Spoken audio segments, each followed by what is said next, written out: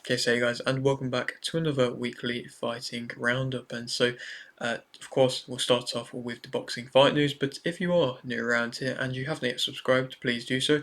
Like the video if you do indeed like the video, and let's get straight into it. So, of course, like I say, starting with the boxing fight news, Harper versus Zimmerman, Hughes versus Sharp, Gallagher versus Jones, Mulder versus Sylvester, and Flint versus Larmuse will fight May 23rd. That is a decent little card you got going there. Definitely the by far best one in which we've seen from GBM Sports so far. This is a promotion in which I've had the privilege to, kind of follow from the bottom up and really kind of progress my YouTube kind of career to an extent with, whilst they've been progressing theirs. Obviously theirs is flying at the moment, and yeah, mine's in an interesting position. It's doing very well, but it's going to change over the next few months. But still, this is a great card to see. Harper versus Zimmerman being the first world title fight on one of their shows, and it's a good matchup. I mean, they found a German unbeaten fighter to fight Terry Harper, so that's very nice. It's not just, somebody who's got a really bad record, in which you quite often see on the women's side of things, because there's not that much depth just yet. Sometimes you see title defences not being up to the standard of what it should be, and I feel like this one arguably has the capabilities to be. Terry Harper, a big name in the boxing women's scene, and so she can definitely, coming off that big Dixon win, if she beats Zimmerman here, kind of stake a claim to then go into the unification bouts. And I know, Caroline Dubois even called her out and things like that. So hopefully, these kind of fights can be happening if she does beat Zimmerman at the Doncaster Football Stadium, which is a nice little venue to have going. Ford is set to fight Bell April 12th. That is on the Ennis Stanionis undercard. A good matchup there, and I'm interested to see the progression of Ford. I think he is improving again with every fight, and so hopefully, that progresses, that continues, and we can see a good Ford against Bell. Collins versus Harrison, Hennigan versus Golding, Mack, Arkwright, Butler, and Courtney will fight March 14th. Whitaker has partnered with Lee. I think that's definitely a good trainer to be joining in with Ben Whitaker joining Andy Lee. Andy Lee's been very successful as of recent, even though, he didn't win with Paddy Donovan. That was still a win in which should have been the case. But yeah, he's still doing very well, and yeah, I still believe that is a good link up for Ben Whitaker. Sadreva versus Nielsen, Grach versus Taliva, Mazudier versus Hill, Peters versus Hayward, Mikhailovich versus Wells, Taylor versus Wiley, Walton versus Set, Beacon versus Day, and O'Connell versus Amos will fight April 6th. That is a lovely little decent undercard for I believe that is Tim Zeus Spencer undercard, if I'm correct. And, if it is, then that's a very good one with some, names in which have been floating around in the kind of world level scene, and some good fights and some good shows with some of these fighters. And it shows there is that kind of depth there of fringe world level fighters on the Australian boxing scene at the moment.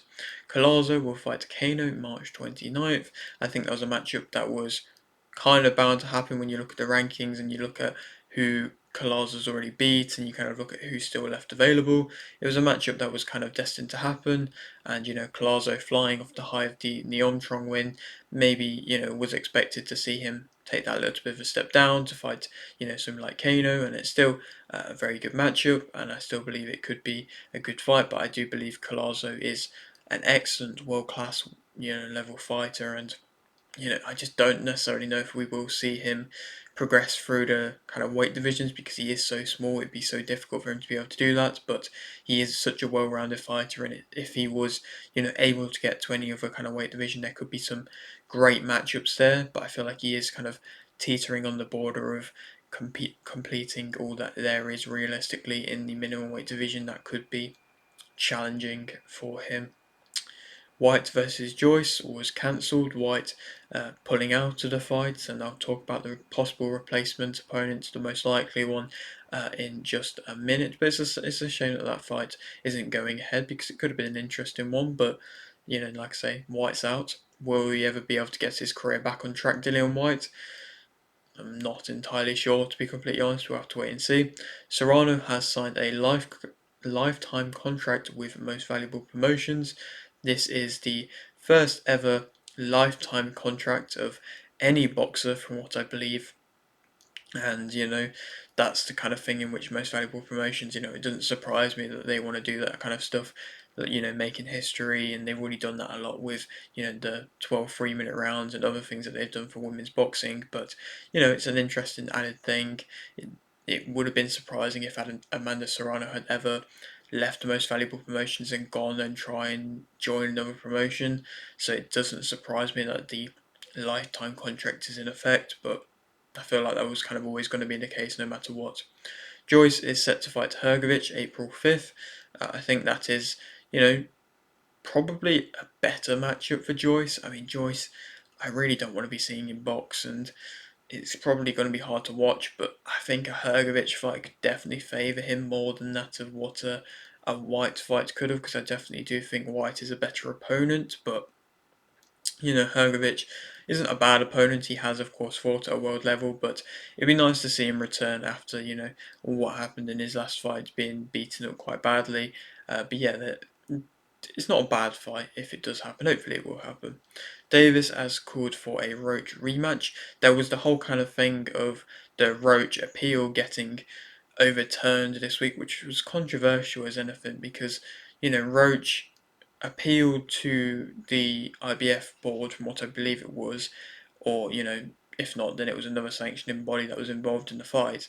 And then the kind of response was the fighters carried on not going against the ref's decision and fought for another few more rounds so that the decision, even with the knockdown, it wouldn't have made a difference. I don't necessarily know if that's even the right way of putting it, but just from what I was reading, I was just kind of shocked to an extent because the fighters kind of have to carry on. Like if the ref says one thing, then the ref's thing goes. But if the ref's made a mistake, then surely the fighters can't be the one to just kind of risk getting disqualified by just refusing to fight. And so, yeah, it's so stupid, to be honest. And at least Davis is seemingly wanting to give Davis his kind of rematch. But yeah, it's so stupid. And I do believe that Roach definitely is warranted the win.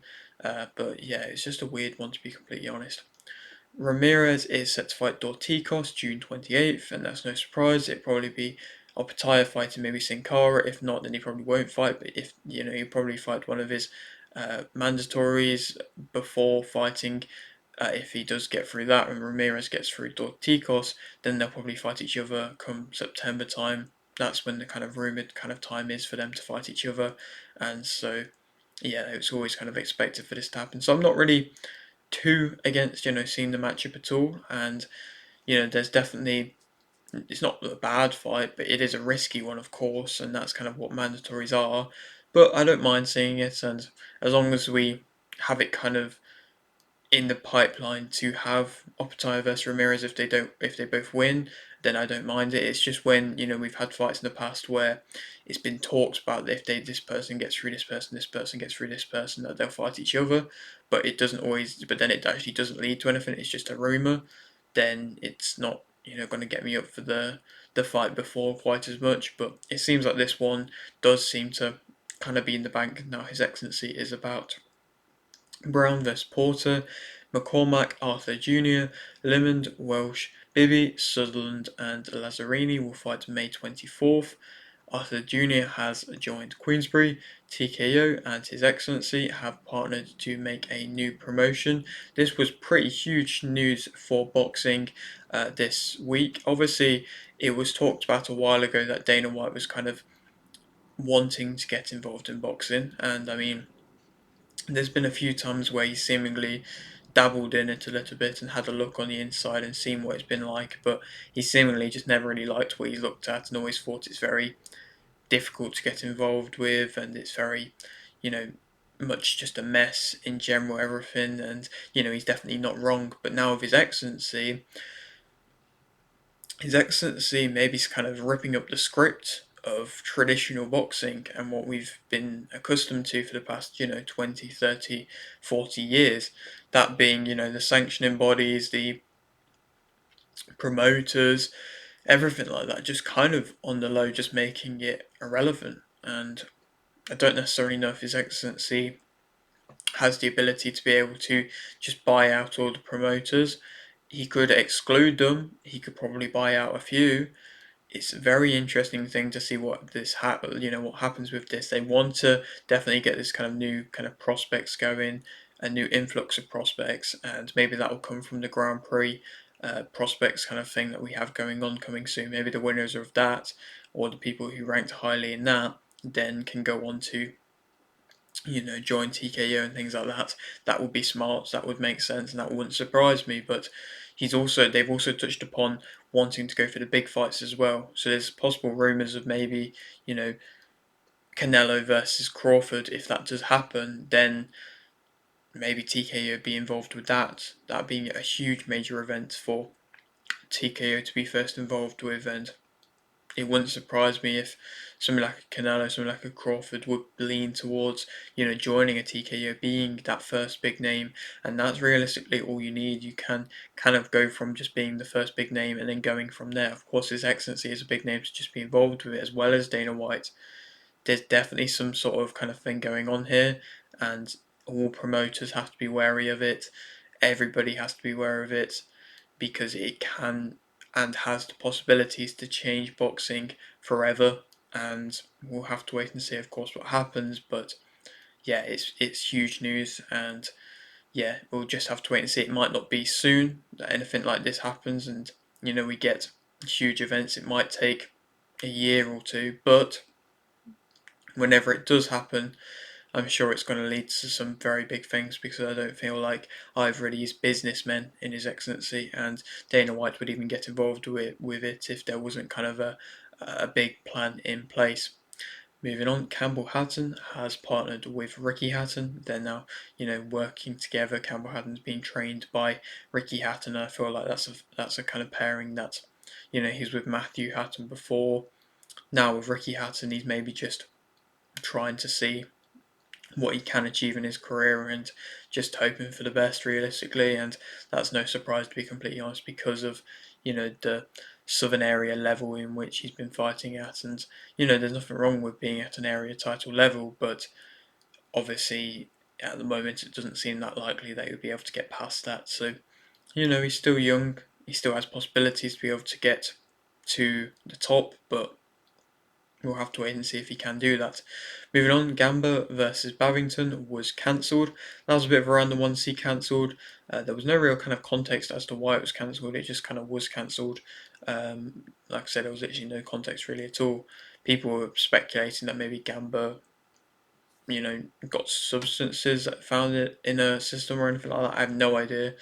I doubt it, because maybe that would have been more public information, but still, it was a very random one. And of course, it was a shame for Babington to not be on the card, because it was such a good, excellent all women's card. Which, to be fair, did take a bit of a knock not having Gamba on it, because at that point it wasn't really that big of a card as a result of it. But still, yeah, it was just interesting to see how it kind of just came out of the blue, and there wasn't really, like I say, that much information as to why it was cancelled. Taylor will fight Serrano again July 11th. That now the trilogy. I feel like most valuable promotions just know the price point in which they can sell, this fight to. I feel like it's definitely not going to make as much, or bring as much eyes as what Paul versus Tyson did, but they seemingly have enough money to be able to just entice Amanda Serrano, Katie Taylor. I mean, it's just any fight versus Amanda Serrano, and we've seen that on any time that they do fight each other, it's always going to be a great fight.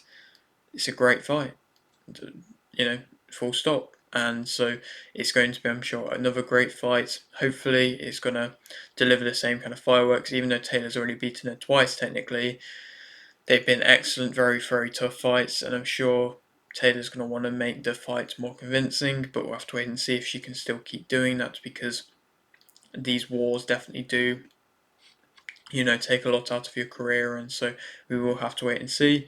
But yeah, it's an excellent contest, and I'm very excited to see it happen again.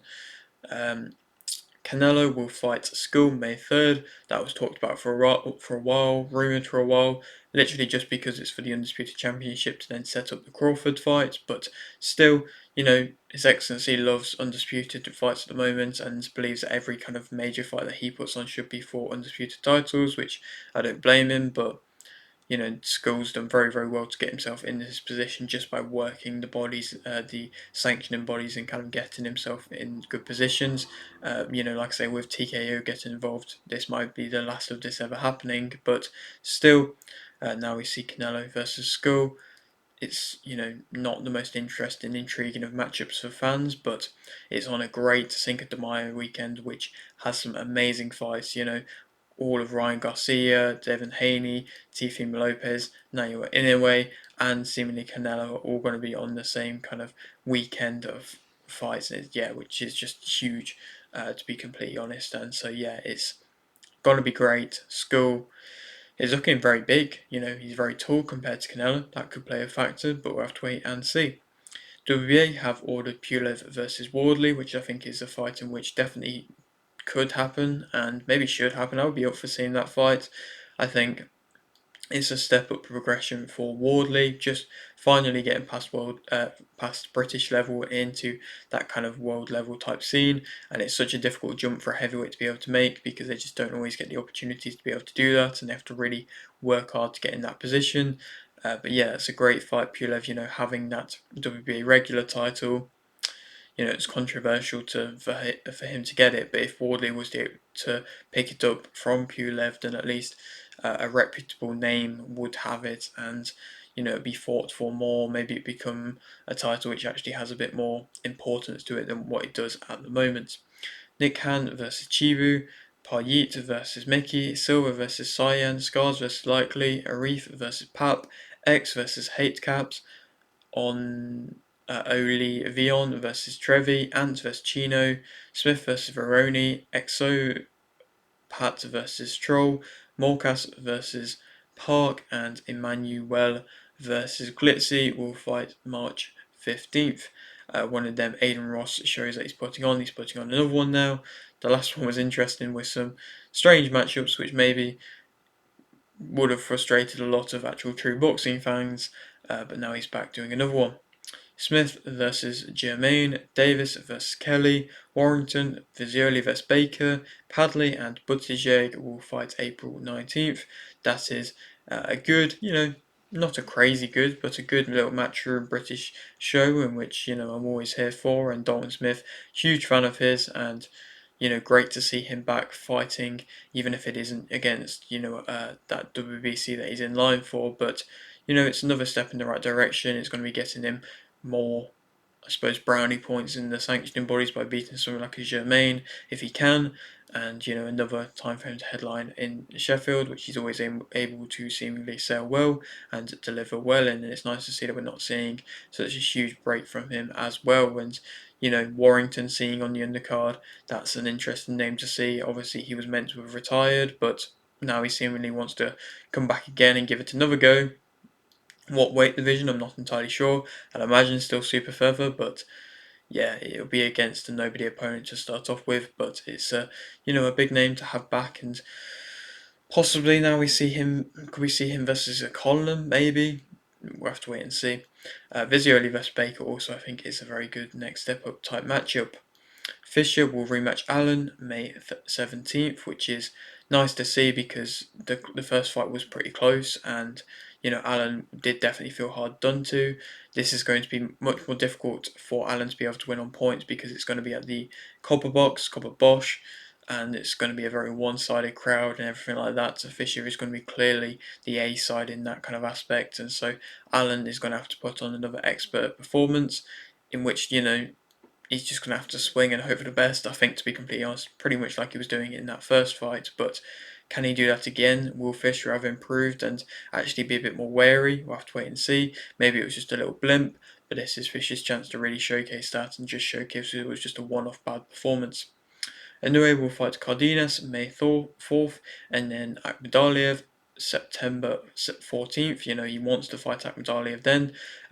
Cardenas, it was rumoured to be Picasso, Cardenas, Picasso, two fighters who are ranked quite highly, so I don't mind seeing that, and that would be, from what I believe, in America, which would be nice because everybody's been campaigning for him to leave Tokyo and fight out in America, and so that could be a good little fight to have in America, and create a bit of a fan base there, maybe be on, like I say, this kind of Cinco de Mayo weekend, because Canelo can't fight on May 4th. That could be something that could work, and that would be nice to see. And then finally, the fight in which everybody wants, which I feel like, to be honest, Inoue had no choice but to fight before he was to move up into the featherweight division. Akhmadaliev seemingly wants to get that involved with that. That might be in Tokyo, but still, I'm sure Akhmadaliev would finally take any chance that he has, and he may even wait around for the fight and just not fight until, that is scheduled to happen. We'll have to wait and see. The WBC have ordered Bivol vs Benavides. Finally that's kind of been ordered now. Will it happen next? I'm not entirely sure where Bivol's kind of mind's at and where he wants to go. Guechi has joined Most Valuable Promotions. Cafu is set to fight May 24th, his first defense of that big title win that he got. And Conlan will fight Lorente. We'll talk about his fight in just a moment. We'll start speaking about the cards now, and we'll start off by speaking about Manuel Flores versus Jorge Leyva, a little Golden Boy Friday night show. Abdullayev won by a KO in round 2 versus Alvarado. Canas won by unanimous decision versus Perez. Pacheco won by a KO in round 6 versus Cazares. Flores won by a KO in round 2 versus Evans. Car 2 won by majority decision versus Hernandez, and Flores won by KO in round 4 versus Leyva. Flores yet again getting a very nice, good, strong knockout performance again. He is seemingly able to build a fan base and save this fan base, and is able to headline events and sell out arenas to an extent. I don't know if it's selling out, but still bringing that good bit of a fan base, and he's on a very good run of knockouts now. Not a first round knockout versus Leyva, but I felt like it could have maybe gone to a decision. But Flores is looking very good. Obviously, he had that blimp in the road earlier on in his career, but he's definitely rebuilt well and is looking very good, and I would love to see him in some tougher matchups within the next fight or two. Now to move on to speak about the kind of big women's show, and arguably the biggest boxing event of the week, being Lauren Price versus Natasha Jonas. As I touched upon, the women really have to, I feel like at the moment, kind of carry the men in the side of boxer, because if Ben Whittaker loses, and he's kind of gone out the window to an extent, and Chris Eubank can also lose if he's in with a tough contest versus Conor Benn. So it seems like, the women are kind of carrying things, and these all women events are selling well, are big draws, and I love watching them. I feel like they are definitely showcasing just some great boxing, and I feel like this one, boxing skill wise, was even better than the first one that they put on, and we'll go through it. Hennessy won by point versus Rueg. Zapatozna won by split decision versus Watson to become EBU European Flyweight Champion. Artenstall won by unanimous decision versus Chapman to become British Featherweight Champion. Dubois won by majority decision versus Shin to remain WBC World Lightweight Champion, and Price won by unanimous decision versus Jonas to become WBC, WBA, IBF, and IBO World Welterweight Champion. And to go through the card, Hennessy looked excellent in her fight versus Rueg. Obviously, it wasn't kind of the fight in which she was expecting. It was that step down in opponent, but still, Hennessy did look really good. She was putting together combinations in which you go into the body, you're looping back over to the head. There are combinations in which are excellent. She's showing improvements with every fight. I feel like with every fight she's becoming that bit more of a star girl type character in the boxer scene. I feel like she just needs to be respected that bit more by boxer, and then hopefully go on to some really big matchups. And I feel like she's not far away from getting these big fights, these title fights, and I feel like another great performance from herself, and another entertaining one as well. She is still an entertaining performer. And then Zapatozna beating Watson was quite a surprising one. I did kind of feel like Watson did enough to be able to win. I really kind of did want Zapatozna to win. I thought that Watson would win. I got my prediction wrong, but I did want Sabatozna to win because, I've interviewed her. I know she works really hard, and I know that, you know, she is very skilled, and she's just always willing to take any kind of tests in the away corner. And yet again, she's come out on top. At what point would you kind of sign her to a promotional deal? Because she's had 3 fights as a clear away corner where she has the odds stacked against her, and she's been able to win 2 out of them 3 times. It's excellent to see, and like I say, maybe she didn't quite warrant the win versus Watson. It was definitely a closer fight, which was on paper leaning more towards Watson, but still, Zapatozna looked very good. That kind of good decision win, was using her long levers on the outside well whenever she did use it, and wasn't getting drawn into anything which would have gone into Watson's favour. Then, moving on to Karis Dartenstall, Raven Chapman. That was a very good performance. That was the clear stand-up performance that we were waiting to see from Karis Dartenstall. She's progressed well. That was a good British Championship kind of level fight. Raven Chapman has the potential to be a good fighter, but just isn't maybe trained the right way or anything like that. I feel like there is something just missing that little bit more from her game. But Karis Ardenstall didn't really do too much kind of variation wise, but just had so much success with the front foot levers that she was throwing, and the fact that she was able to drop her as well, which was something in which Nicholson wasn't able to do. Maybe there could be a couple more fights down the line between Ardenstall and Nicholson. That could be a good Riyadh season fight. Now that Riyadh season's willing to work with somebody like a Nicholson, but still, an excellent stand-up performance from Karis Ardenstall, and a former Olympian needs these stand-up performances like Lauren Price had to go through. And now you look at what Lauren Price has achieved. Karis can go to that level and progress to that level. She's moved in the right ways. Dubois, though, she put on a very good performance versus Shin. The fact that it was a majority decision was, crazy to me, to be completely honest. Nobody really thought it was a draw. I definitely didn't think it was a draw. I think Dubois showcased much better head movements throughout most of the fight, but in that final round, Shin did what I thought she would do if she did get to the later rounds, which was just to completely sug it out, and Dubois wasn't able to drop or hurt Shin in that aspect too much. I mean, I thought she'd be able to stop her in the end because of Shin's very weak defense, but Dubois defensively showed that a lot more. And like I say, her head movement for the most part was better. She did get drawn into a war at the end, which was defensively bad, but still, a much sharper, better performance, kind of baiting Shin in, which is what you have to do. Showcasing her IQ is improving as well. And yeah, inevitably a very good performance for Dubois. And then Price. Price is my fighter of the week for this week. I feel like she definitely put on a clear shutout performance versus Natasha Jonas. It surprised me, to be completely honest. I thought that Jonas would be able to win. I thought Jonas's experience would be able to do well. I thought she'd be able to walk it down. I thought she'd be able to hurt to the body, maybe slow it to the body and have success from there. And, Price wouldn't be able to deal with fighting in close quite as well, but Price's speed looked fantastic. Throughout the whole fight, she just completely waltzed away Jones and just completely removed her will to win. And Jonas wasn't even throwing at the end, and Price was just using her speed excellently, seemingly putting out combinations effortlessly. And yeah, really, really great performance, really, really stand-up performance on the biggest of stages. And she's talked about wanting to be the next and Usyk, the female Usyk. She still has a long way to go, of course, but that is an excellent, starting point to be at somewhere near that kind of level. And now, of course, I feel like only the huge matchups make sense for that sort of price, and it should be the winner of Maya versus Ryan in their rematch. But yeah, great all women's show. We now move on to Lucas Bahdi versus Ryan Racazza as a card. Most valuable promotions going over to Canada, which was nice. So Foreman won by TKO in round 3 versus Orednik. Theobald won by KO in round 1 versus Dreeling. Smither won by unanimous decision versus Cuesta. Barrientos won by TKO in round 7 versus Castellano. Bray won by majority decision versus Santillan. Bailey won by unanimous decision versus Navarro to remain WBA World Light Flyweight Champion. And Bahdi won via unanimous decision versus Raykaza.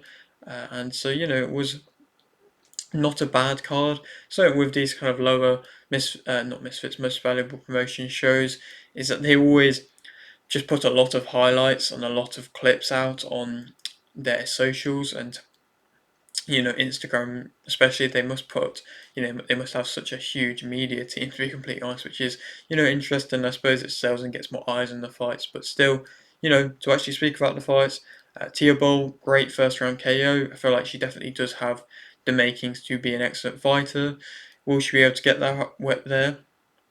We'll have to wait and see. I feel like she definitely has to fight somebody of her own height, which is going to be difficult at the weight in which she fights at, but still, I feel like she's kind of lacking that so far. But of course, she's only had two professional fights, so there's still, learning fights to be for her to go through. But yeah, still a very good victory for herself. I got my prediction right with Bailey winning by unanimous decision. I feel like, again, she was a fighter in which showcased better head movement, again, baiting kind of Navarro in. At times she was getting caught and drawn into a bit of a fight and, struggling maybe a little bit in close to make things look neat and tidy. But for the most part was able to dominate Navarro, and Navarro put on a valiant effort, but still inevitably Bailey was that clear superior fighter, and I do like Bailey, and I feel like she has the makings to be a good world champion, maybe a unified champion in the division, which is, a bit weak at the moment, and I feel like there are good matchups there waiting to happen. Of course, we just had Bermudez win by unanimous decision this weekend versus Tsunami, in which, I might as well touch upon now. That is a good win for Bermudez. Hopefully sets up a fight possibly with Bailey, and so, that could be a good matchup there to be made, as, she did win convincingly herself, Bermudez. And then Bahdi winning by unanimous decision versus Racazza. Bahdi coming off that huge knockout win, it's hard to not make yourself kind of think that you're a big knockout type of puncher. I feel like Bahdi wasn't doing that too much. He did, hurt Racazza quite a lot, and Racazza did well to be able to survive, but still, it wasn't a huge kind of knockout performance. I don't necessarily know if Bardi has the capabilities to always be able to headline, most valuable promotions shows, but we'll have to wait and see. That was a good start kind of show in Canada for them, and they've showcased some good talent there. And they're building their fighters, which is nice to see, creating names for them, which is really nice to see, and you see that happen with every promotion at this point. Moving on to speak about the Sean Noakes versus Osborne Edwards card, just a little one with the Wasserman Boxing Promotions show. So Phillips won via points versus Hallett, Bellot won via points versus Shvarkov, King won via points versus Schlur, Smith won via points versus Navarez, Taylor won via KO in round 2 versus Maycock, Lungu won via points versus Masiokate, Noakes won via TKO in round 8 versus Osborne, Edwards to remain English welterweight champion. A solid, card. It's nice to see that Wasserman, this boxing management, always able to put on solid, good events. It's interesting to see just the depth in which Queensbury have to be able to kind of have Wasserman Boxing just putting on shows for them, just putting on development kind of next gen shows for them quite consistently, which is, like I say, very impressive to see. The stable, just the sheer mass of the stable in which they have, having fighters like Ezra Taylor who can just feature on it if they want to, a bit of a, tap over, keep busy type fight. Taylor put on an excellent performance, getting a big stoppage, but now hopefully he can then lead to go back on to a big Queensbury show and fight somebody like a Lewis Edmondson, which wouldn't surprise me, which would be a good matchup. But Noakes as well, getting a good TKO versus Osborne Edwards. He's creating a name for himself, slowly but surely getting out of his brother's shadow. And, Osborne Edwards, somebody who I've had the pleasure of interviewing, was sad to see him lose, but he seemed to take it very well, which was entertaining. But yeah, that was a big win for Noakes, who, like I say, is progressing through the rankings and aiming to get out of his brother's footsteps, which is going to be difficult because his brother is doing excellent at the moment. Moving on to speak about the final boxing events that I'm going to touch upon this week, being Harlem Eubank versus Tyrone Mckenna. So we'll start by going through that. So O'Meara won by points versus Butler. Harris won by TKO in round 1 versus Katsuk. Smith won by points versus Perez. Rohrig won by points versus Castellano. Welland won by KO in round 4 versus Lubanja. Kakande won by TKO in round 5 versus Talwood. Conlon won by points versus Khan. Eubank Jr., not Eubank Jr., Eubank won by TKO in round 10 versus Mckenna to become IBF Intercontinental Welterweight Champion. And to touch upon, this card as a whole, so, well, not as a whole, but speak about some moments. Talwood losing was huge. I mean, that was a very big shock. Wasserman have really rated, and so Sam Jones really raved about Talwood as a fighter. He can come back. It was a knockout, which you can come back from, but Talwood's been looking so excellent. This was a fiery build-up, but still, it wasn't anything like that you'd expect Talwood to have really struggled with from what we've been seeing from him. So that was a very, very big shock, in my opinion. Conlon coming back and getting a point versus Khan. It wasn't really anything that's going to set the world alight. Now he's got that Lorente fight for the European title. I feel like that's an underrated contest, which definitely has the makings to be a tough contest. So we have to wait and see it. That I feel like that's definitely going to test Conlon, but this wasn't a bad performance. Conlon is still a very good technical boxing and always has been, but it's just, can he showcase a chin? We still kind of yet to see that, and Khan didn't really make it tough for him in that aspect, but I would like to see if he can, still demonstrate a good chin, and I feel like Lorente probably will test it. But then Eubank, I feel like put on an excellent performance versus Mckenna. I mean, he was close to being my fighter of the week, but he of course wasn't, but close because Eubank's last performance was so poor, so boring, just so not showcasing anything and really not really setting the world alight. And, when you see this Mckenna performance, Mckenna hasn't always had the best of runs in his career, especially in recent times. I mean, he was coming off a good win versus Dylan Moran, but still, there's been a few recent fights that haven't been the best for him, and so I wasn't necessarily sure what version we'd get and anything like that. I felt like he was just coming for a good game contest, but Eubank looked very good. He looked actually strong, punishing with his shots, and was able to, knock him down on multiple occasions, and just prove that he did deserve to be a headline event and does have good talent and can, arguably mix it around with the big names that we're seeing from coming out of England who are calling out him, and now with his uncle, of course, senior Chris Eubank Senior, there's definitely a capability for him to be pushed well, and he showcased that skill is there, and that he's not just a one-dimensional type of fighter, and he does have power to his name, and so that was a very good standout performance from him versus Mckenna, and again we can't see him go down and have another step down in personnel who he fights next, because he is and deserving to be in better, bigger fights as a result of this win. We'll now touch upon the MMA fight news. So nothing too big this week, I suppose, to an extent, but we'll go through it. So the PFL have released their light heavyweight and their heavyweight rosters for their tournaments, their Grand Prix, and so we'll go through the light heavyweight one to start off with.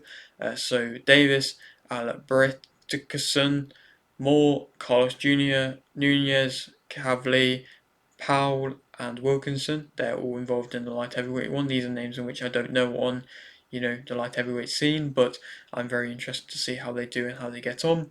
And the heavyweight roster, so Rahman, Corley, Powell, no, Rahman, Johnson, Babley, Vassell, Popov, Moldovsky, Romanov, and Biblo Steny. They're all involved in the heavyweight one. Again, apologies for any kind of pronunciation on anything this video. It's never really too good, to be completely honest, ever from me. But Romanov fighting on this one, of course, former UFC heavyweight contender. It's nice to see that he's fighting on a PFL show and still wanting to try and get back to the kind of big time. But yeah, that was a nice name to see pop up, an actual noticeable name in my opinion. Borrayo has called out Whittaker.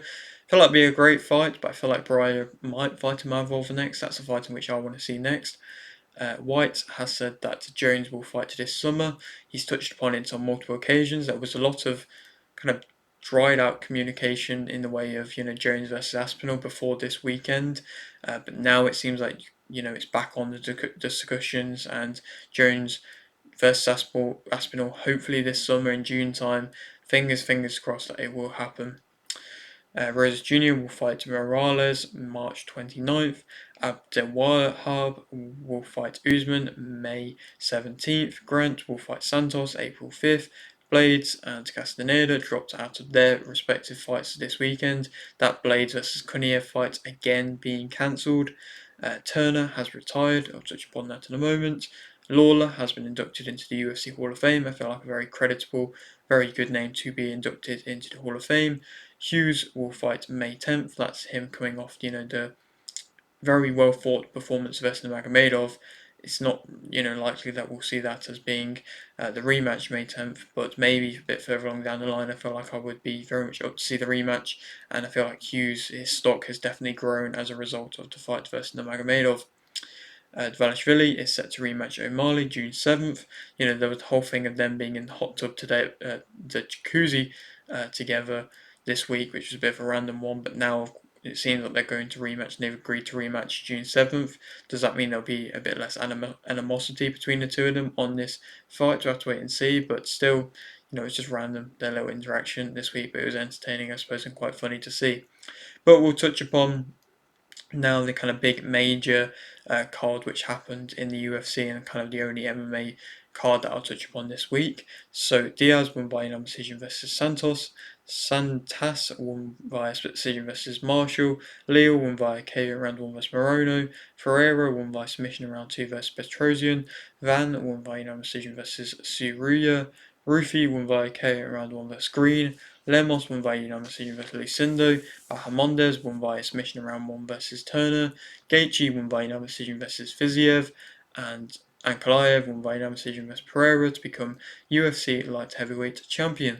So we'll speak about, starting off just with the huge knockout of the year, most definitely, from Rufi over Green. Green's chin's definitely gone, but Rufi still had to set up the shot to be able to land it, and he definitely did that. I feel like Green's career has most definitely come to an end now, and it was sad to see him not retire, to be completely honest. But still, Rufi, that spinning back kick, that's such a, it seemed to land in the perfect position to be able to knock him out, and yeah, it was crazy, sensational, and so sharp, so accurate. The Fighting Nerds yet again putting on another huge knockout win performance and really are progressively taking over more and more, and another huge lightweight contender to be having around.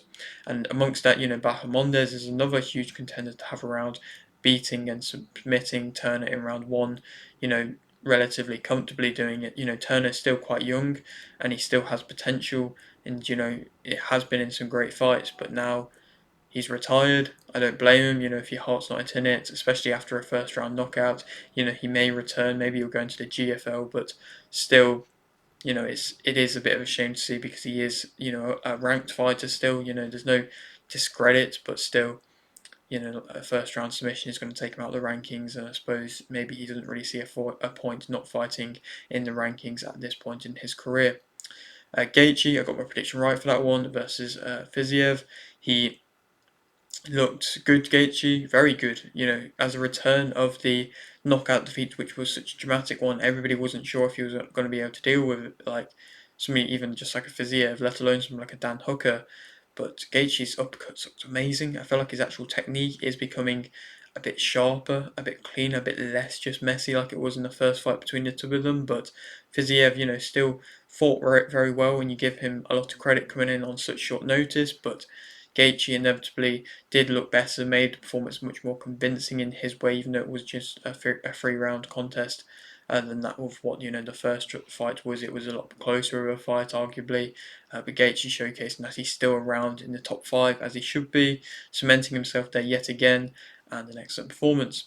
And then touching about the main event, and Ankalaev being able to win via unanimous decision versus Pereira. It was a shocking moment. I mean, I got my prediction wrong. I thought that Pereira would be able to hurt Ankalaev to the legs and be able to inevitably just beat him up and beat him down.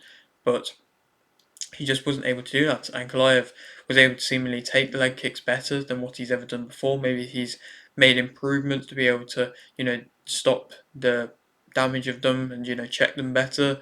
But then also he was looking very good with his speed. He went for, I believe, like 11, if not more, takedown attempts. All of them got stuffed, but it is the typical, striker versus wrestler where the striker is so wary of the wrestler wrestling that he just doesn't really care too much about the actual striking and what was happening. And it seemed like Pereira was switching off and getting caught quite often because of Ankalaev's speed and things like that, being able to have a lot of success. And Pereira did look a little bit lost at times, but still made the fight quite close at points, especially in the last round.